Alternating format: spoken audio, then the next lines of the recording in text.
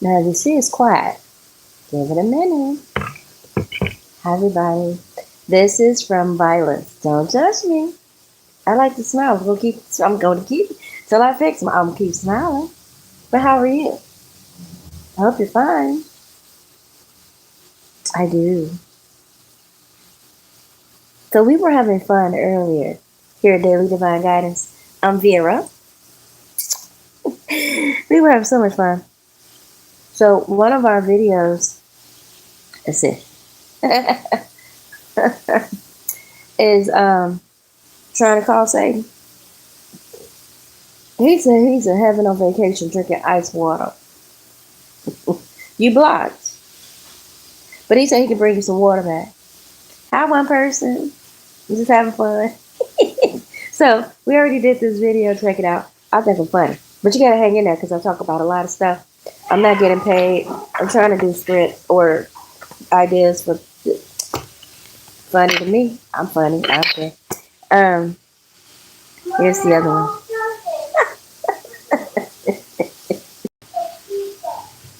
Oh, God. Wait. Oh, wait. Wait. Ooh, he drinking ice water. See, he got saved last week. Can you tell y'all? You went to him. He up there talking to Jesus. You know they friends, right? He used to live up there. Y'all didn't make it. Oh, listen. Check out the video. I think it's funny. I don't want anybody to go there. I'm just saying. There's some people that's been really bad. Really bad. And I don't know. I don't know. I hope they make it to Habitat. I be telling her, they'll just go this way. Go. Forget you. I'll do what I want to do. You can't make a horse drink water. We'll drown then. Drown, baby. Look. Roll over from dehydration. I don't care. Don't drink it. Now, it says, I am blessed. I am blessed. I am beautiful. I am qualified. I have my children. Hello, Larry Green. How are you? Bro, my cat died in the Vietnam War. How can I do a backflip off a bridge without showering? Do it, stinky child. I don't know. Yes, smash the button, baby. Thank you so much.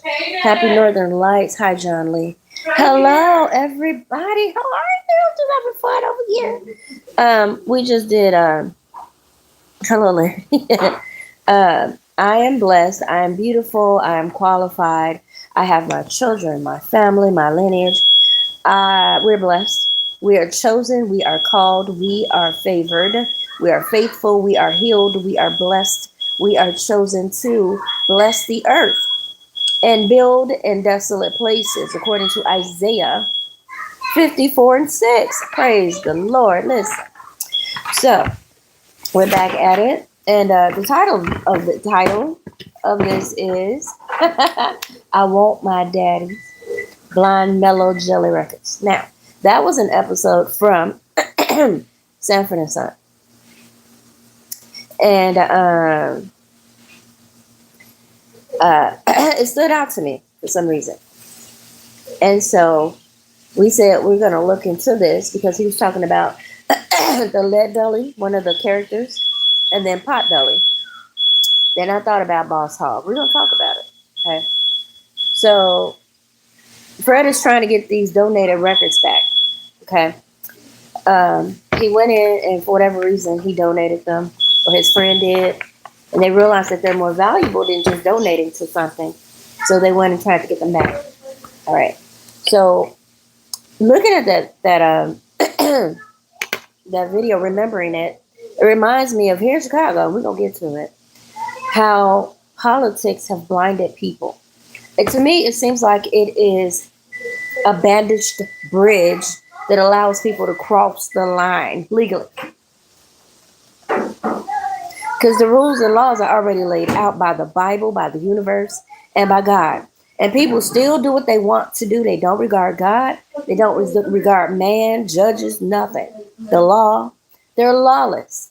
And they're fine with that. Now, I'm not saying all politics are crazy, but let's just keep it real. Now, I have been raised here in Chicago since about 1976. Okay?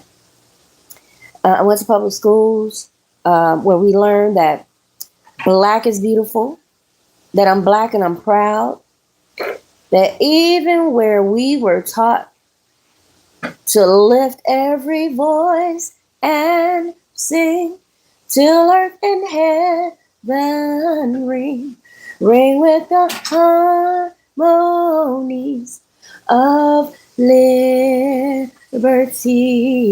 Let our rejoicing rise high as the listening skies. Let us march on till victory is won. Sing a song full of the faith that the darkness has taught us. Sing a song, the song full of the hope that the present has brought us. Something like that. Facing the rising sun of our new day begun.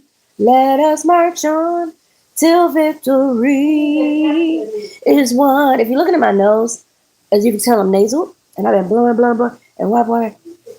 And some of those times it was late, or I was sitting up here doing something like this, and I would not have my Vaseline, my vapor rub, or my lotion, so it would get damaged. So I've been using it today, but normally I don't just wipe till it's sore.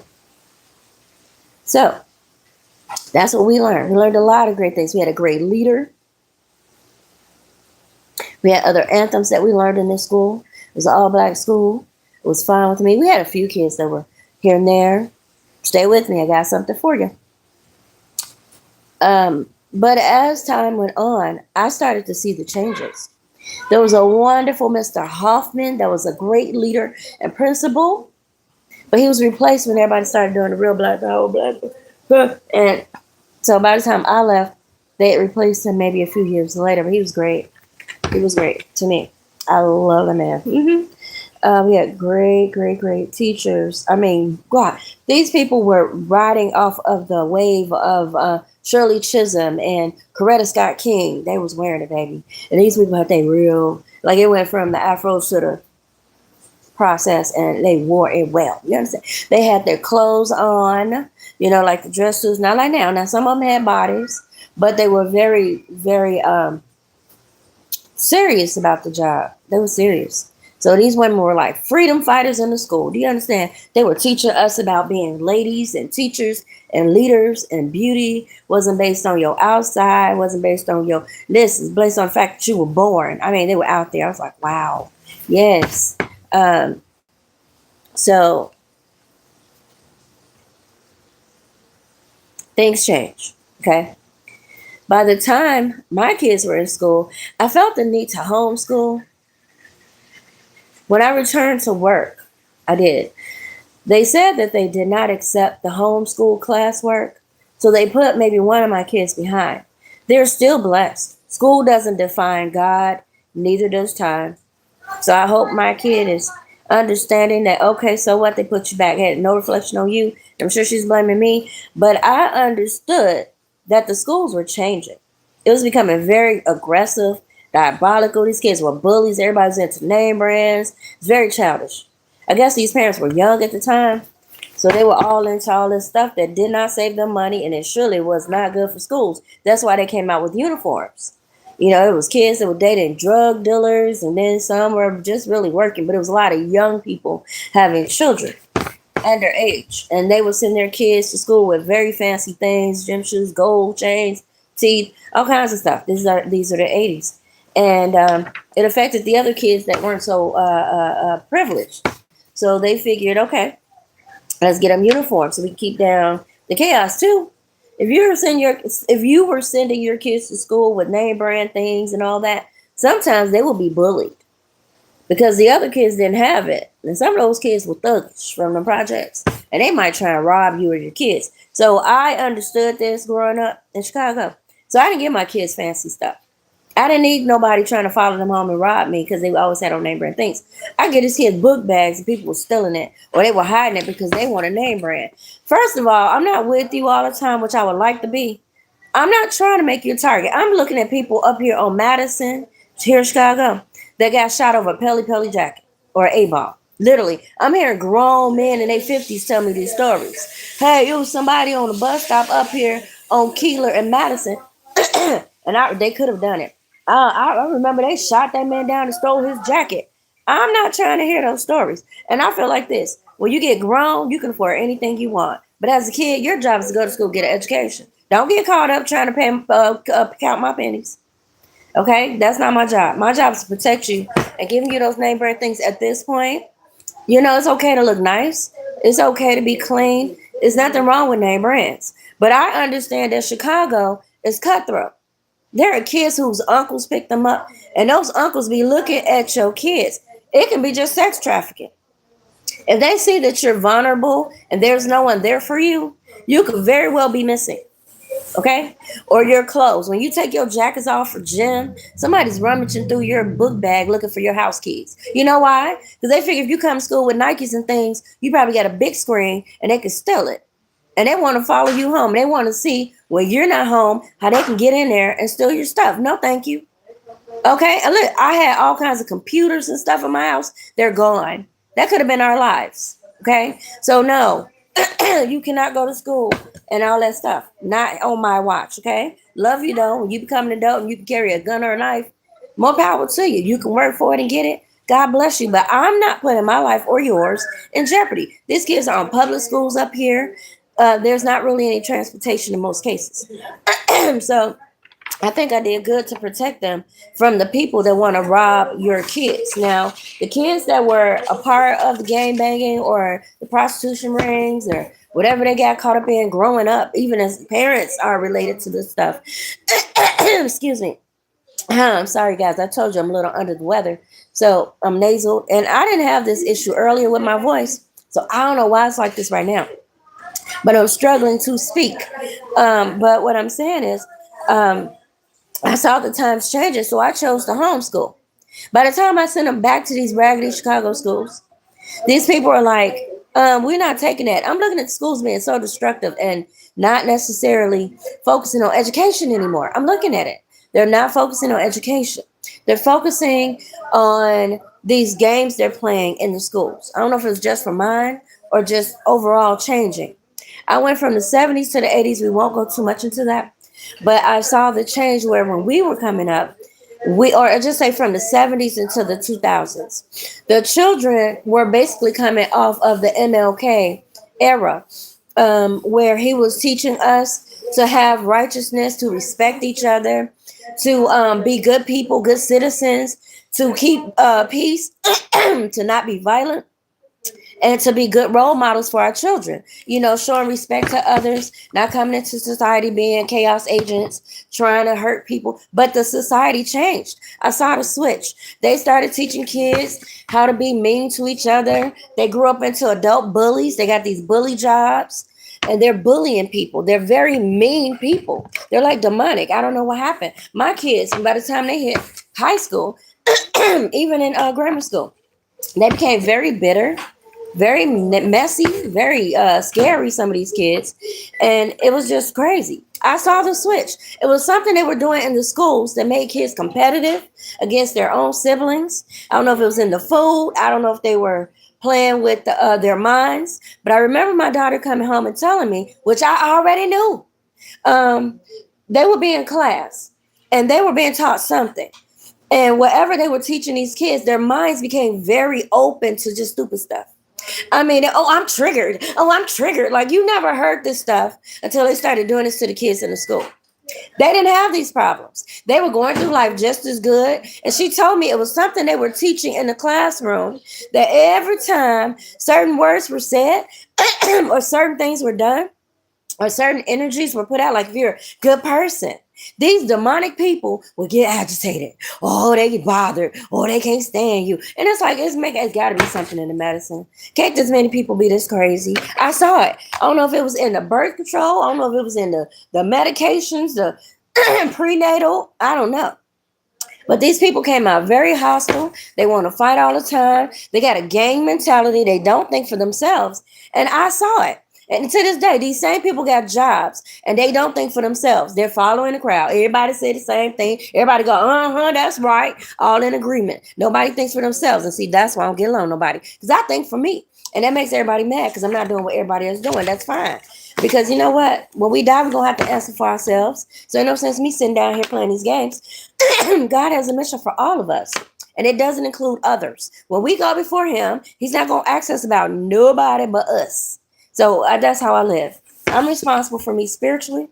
And I just saw that people took on a political stance in the schools. They were not there to teach the children wholesomeness or the subjects. They were there to teach these kids how to get into their heads, into their feelings, into their emotions. Then they started telling parents when these kids will act out because of all of that.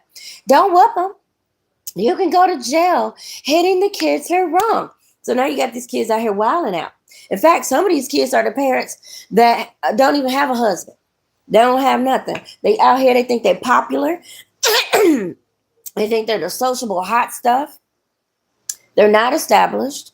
Emotionally, they're not solid. They don't think for themselves. They're following the crowd. And it's causing chaos because no one's thinking for themselves. God is not giving these people their divine order, their divine husbands. I did that.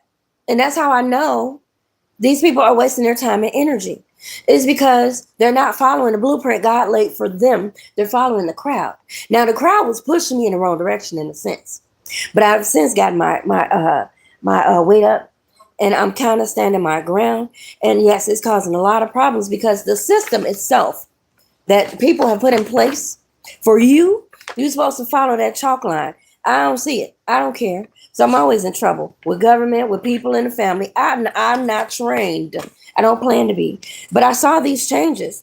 The medical changed. The schools changed. The kids shifted. All this stuff changed.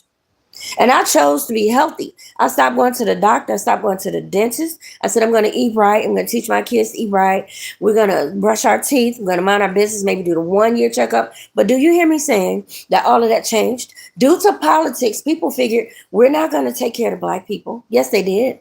We're not going to treat them right. We're not going to give them an easy time. We don't like them, especially if they have the medical card. Oh, we're feeling privileged. Now, from what I can see, doctors and dentists file taxes just like you.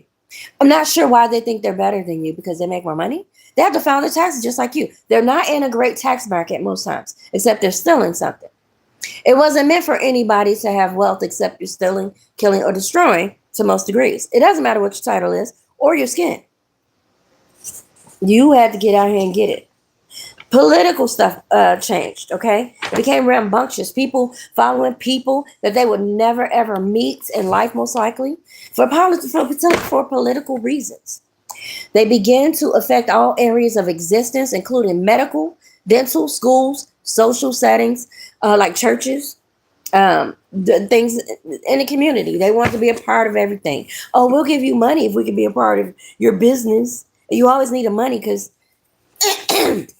you didn't really have a way to have resources for your kids after school or social events during the holidays, whatever. You kind of went to the church to do that. They started affecting financial situations, arenas, rocking the city. Oh my God. We're not even talking about the 70s through the 90s. I kind of missed everything because I was being trained by the hands of the Almighty God. The 70s, pretty free spirited, of course. The freaks did come out at night, but you were pretty okay. We were amping up we were still on that civil rights kick, human rights kick. All right. We were on the brinks since we had just lost Martin Luther King. No one has stepped up since, as far as I'm concerned. I mean, some great people, but no one's having marches or anything. And it is completely understandable. From what I'm understanding, the government killed him and his mama. He had too much influence and power. And that's just the old antics in people's heads. The man was trying to get freedom, and you take him out. At 39, I just learned watching the Soma movie, he was only 39. Wow. That was a young man. I thought he was in his 60s because I saw him in black and white. I did. You know, the movies that were recorded back then were in black and white. So you were thinking this man had to be in his 60s, 70s. That's just me. I'm a kid at the time. But when I saw the summer movie and it said 39, I said, I thought he was in his 60s. That's when he was marching. See how I was a kid. What do you want? I could have promised you that man was older than 39. They killed that 39-year-old man. Then they killed his mom because I heard she could still raise up other people that could do the same thing, and she had other kids. And they was like, that's a threat. She brought all this wonderfulness here and we're threatened. I do personally think sometimes too that he had his white best friend. It was a lady there. The man taught love, not hate, and unity. We love you, Coretta. But I do feel like he had a white friend, girl, that was at that hotel that day. And Mr. Rambunctious saw it and said, oh, no, you don't. He said, pow, pow. I do. And everybody scattered like, oh, no. I believe they said, bring that girl out using racial slurs. And he was protecting her.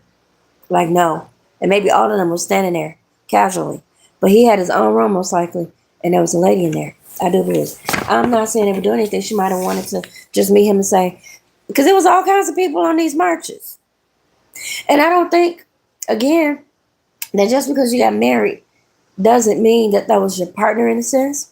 And I'm not saying he was cheating sexually, but I do feel that he had other people that he connected to on another level.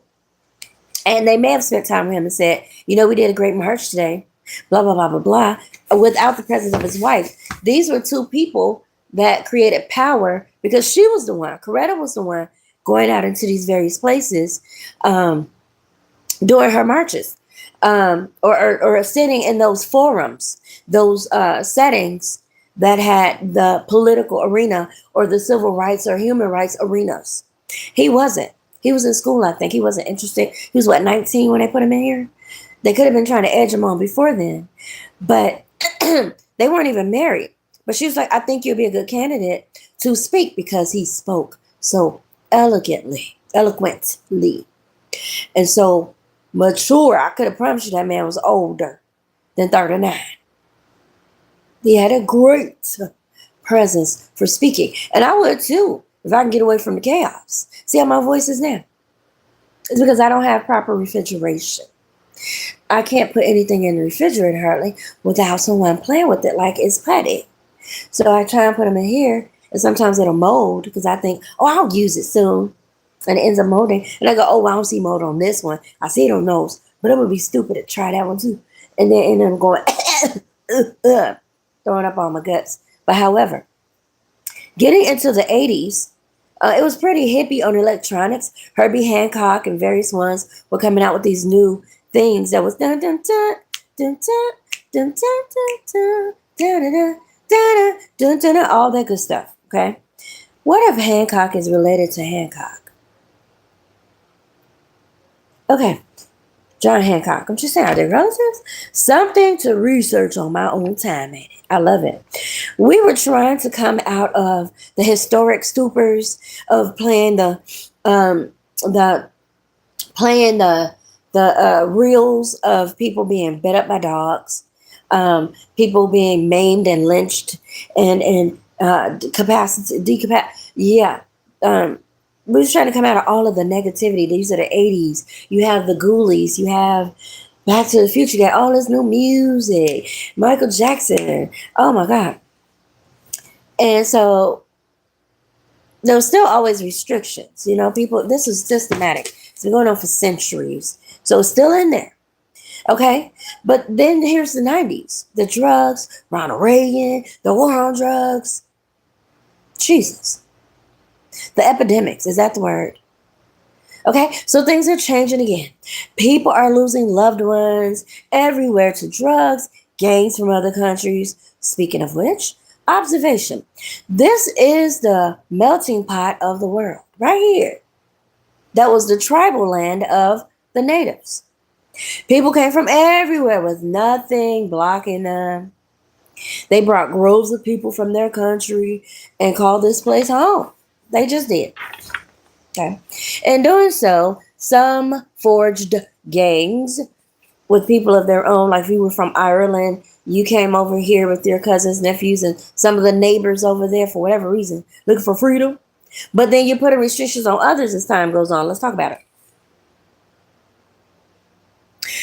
But they were only heroes to themselves. Exactly. So if you are an Irish group of people and somehow the men said, we got a gang bang to have what we got and keep it, we're not going to let anybody come into our area that we moved over into here too with everybody else and let them take over us, although we taking over stuff. I'm just saying. So some will actually forge dynasties, sagas, nepotism, empires, whatever you want to call them, gangs. Let's say thugs. It is unlawful for some of these people to do what they do, period, even to this day. God bless them. So politics takes out the common sense side of humanity and bypass it illegally with what do the people say, right or wrong. They're made to feel legit and involved in some type of decision. Although it could be criminal, but you got the power, right? So politics, it is from a Greek word that says affairs of the city. It's a set of activities that are associated with with making decisions in groups or other forms of power relations among individuals, such as distribution of status or resources. The branch of social science, we're not getting into that. And I don't have anything else to read, but let me say this. With all of that said, as I stated, right here in Chicago, there are some people that came over here from Ireland and they settled in part of Illinois. And they somehow brought their gang, their people into politics. And they began to overrule the systems that God created, that the natives were going by, that the forefathers went by, the universal laws, and they continued this dynasty, this weirdoism for years. They even brought these gangs that actually formed and began to bully other people that were here. People that were peaceful and just looking to find resolution, like politics should do. They killed the leader of that group. I think it was King George. Now remember, when people came from other places, some of them had already decided that they were going to be bullies. They did. And they began to infiltrate the local police departments. They forged relationships that are deeply rooted over centuries, over decades, maybe centennial, whatever. And since then, they have deeply seated themselves into racism, sexism, crime. Now, it's not that they don't like everybody. They just feel more superior. So if they want to cahoot with you, they can. They want to have babies with you, they can. If they want to give you a good job, they can. You might have to pay a fee, like your obedience to God. I don't know. But it's not a nice look. However, they continue to weave themselves into all these different areas of Illinois and surrounding places, including the White House. They did. That's why I'm messing tea. Yeah, I know. Y'all organized that. It's okay. So what I'm saying is, with all of the changes, with all of the people that were in these positions, they weaved themselves into so many things, literally, illegally, socially, just unethically, just weave themselves into so many things with bribes, connections, kickbacks. Some of these people are out of office right now, and they're still stealing people's real estate. What am I talking about? If you go on YouTube right now, and I've never seen this before until last year, you see people down there, old as they are, cussing at leaders. It's your fault that this is happening and that is happening, and we don't appreciate it, and we're going to do this and we're going to do that. These people know that before this person was born, that this was going on. So they know this person can't be responsible. They know this person cannot address it. Are they hired to go down there and do that? I'm not saying there's no crookedness going. I'm not saying that this person's not part of that enterprise or doing something similar. Power makes you crazy. Throw some zeros on it. See how it goes. But this stuff is systematic. This didn't just start. I'm amazed that we see people that are over 60 standing down there. I want my daddy's blind melon jelly records. Now y'all need to release it. I've been to the Wheels Department. I got all my documents for the county assessor's office. I've been talking to this one and that one, and they sent me to that one, and I showed them my documents. I went to that one in the tax office, showed them my documents, and y'all still ain't released my property. And it's your fault, Newman. Ain't none of them past folks' fault. It's systematic. And y'all know that. I'm going to say it again. If you're over 60, you know that this stuff was happening before the podium occupant was born. I'm older than that person. And I know that they've been stealing people's property, people's kids, collecting insurance. Who's that? The dynasty. That was one time the thugs. They infiltrate the police departments. How? Hey, bud from my country. I remember your father. You know, they were my age, but I lived longer than all of them. And I'm glad you're still on the force. I need to call in a favor. No, I'm not in politics anymore, but I become a judge and a lawyer. And I'm not going to tell you I'm doing criminal activity with the mob, mafia, and whoever else comes give me what? $50 million check. A bribe, a kickback, whatever. But I'm a judge now. And we got a property that don't belong to us. But we need a favor. Meet me down in the chambers. Oh, in the basement. Underground. You know where we go. And we're going to discuss a property in Evanston that belongs to a neglect. It was a part of a dude I didn't like because I'm the big boss hog, right? And, we've been taking properties.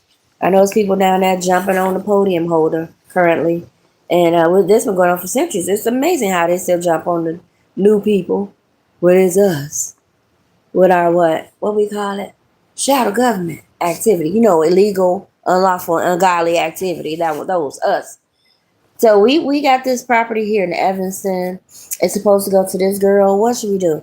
Well, we can send them out to jump on her. Our little crew that off duty does things to people and their families when we want to steal their properties or just hold them back. Pay the family to do some effed up stuff. That they take a few zeros. A few zeros, 60,000, 50,000, 100,000. They'll never see it by the time we get through. Everybody be in jail.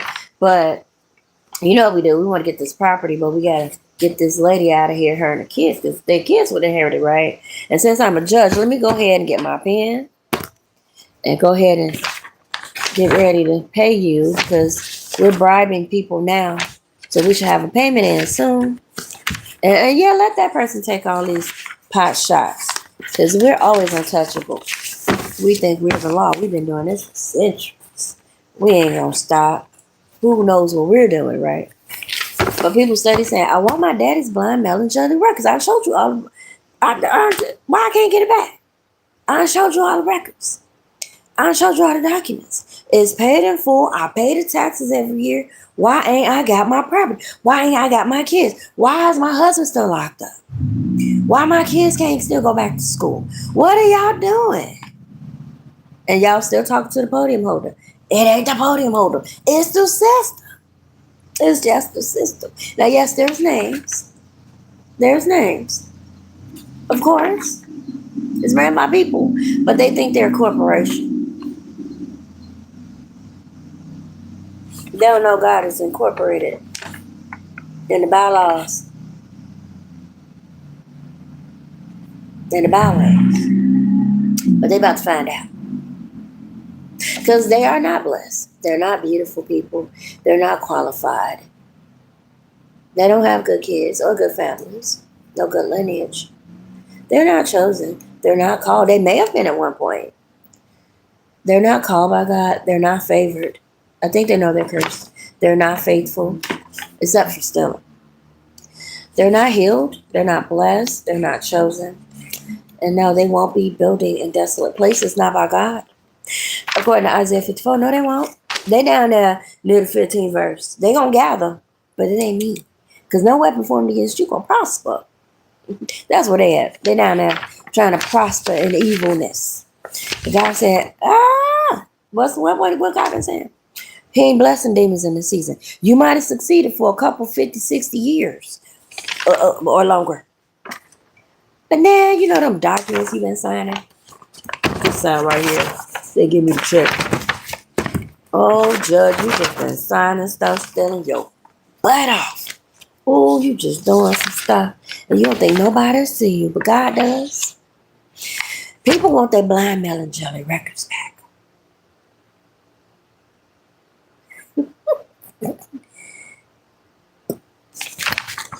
And they gonna get it. And you gonna see it. And you gonna have to say their name. Somebody got to say their name. Me too.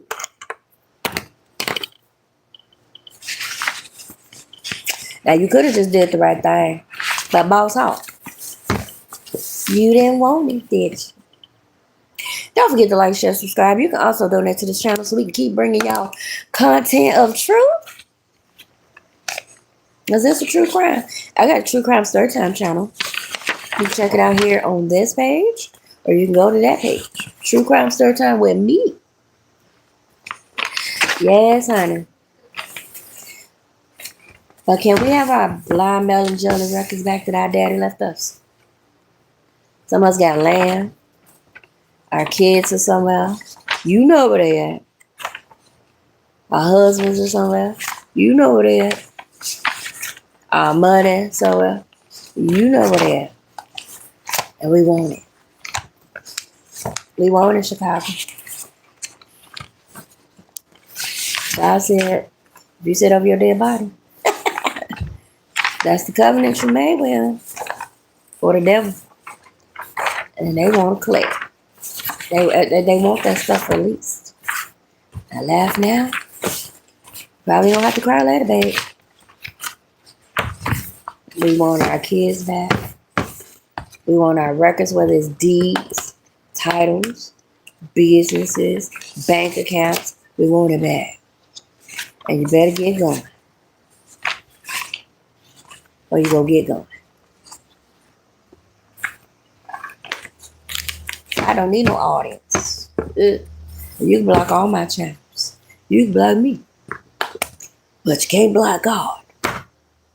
Until next time, love yourself and each other. And treat people how you want to be treated.